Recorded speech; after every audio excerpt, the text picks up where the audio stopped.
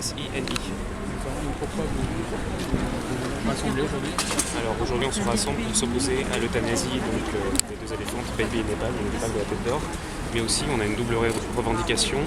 Nous refusons leur retour au cirque Pinder, qui serait à notre sens pire que l'euthanasie pour elles, puisque l'enfermement, le dressage et les transports sont un véritable supplice pour les animaux. Quelle solution du coup vous demandez?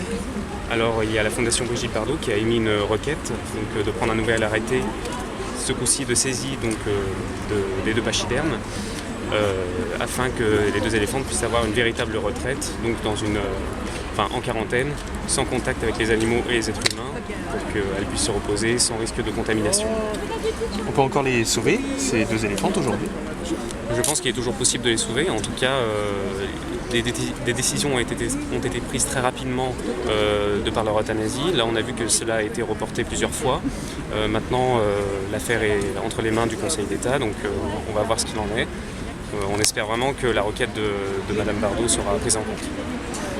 Le cirque Pinder se mobilise aussi énormément. Pour vous, ils n'ont aucune crédibilité? Non, absolument pas, puisque leur activité repose de base sur l'exploitation des animaux.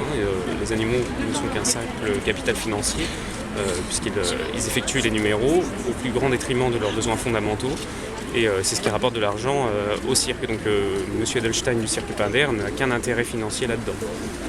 Et justement, comment vous réagissez aux prises de position très médiatiques de Brigitte Bardot qui menace de quitter la France pour sauver ces deux éléphants?